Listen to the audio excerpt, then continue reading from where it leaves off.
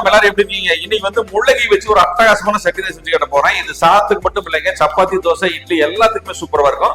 இது எப்படி செய்யலாம்னு பார்க்கலாம். வாங்க வீடியோக்குள்ள போலாம். முள்ளங்கி சட்னி செய்ய ஆரம்பிச்சிடலாங்களா? முள்ளங்கி சட்னி செய்யறதுக்கு ஒரு 1/4 கிலோ முள்ளங்கி எடுத்து தோல் செய்து இந்த மாதிரி சின்னதா நறுக்கி வச்சிருக்குங்க. இது ஒரு ஓரமா இருக்கட்டும்.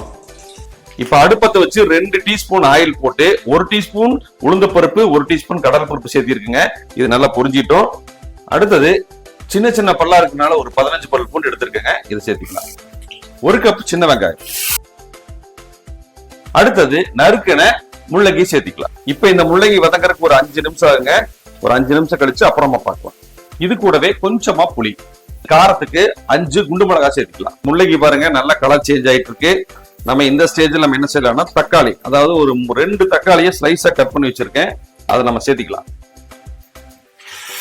கூடவே 1/2 டீஸ்பூன் உப்பு, இது கூட கொஞ்சமா பெருங்காயம்.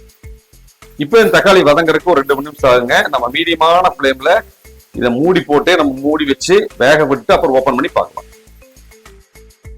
இது கூடவே இப்ப 1 டேபிள் ஸ்பூன் வந்து தேங்காய் பூ சேர்த்திக்கலாங்க. சட்னிக்கு தேவையான எல்லா பொருளும் போட்டு நல்லா பிரட்டி விட்டு நல்லா வதங்கிடுச்சுங்க. இப்ப நம்ம என்ன பண்ணலாம்னா இதை ஆற வச்சு ஒரு ஃபைன் பேஸ்டா நம்ம அரைச்சு எடுத்துக்கலாம். நம்ம சட்னியை அரைச்சு வச்சாச்சுங்க. இப்ப நம்ம தாளி ஊத்திக்கலாம். அவ்வளவுதாங்க, ஒரு அட்டகாசமான முள்ளங்கி சட்னி ரெடி. நல்லா சுடுசாதத்துல ஊத்தி சாப்பிட்டோம்னா அவ்வளவு அருமையா இருக்கும்.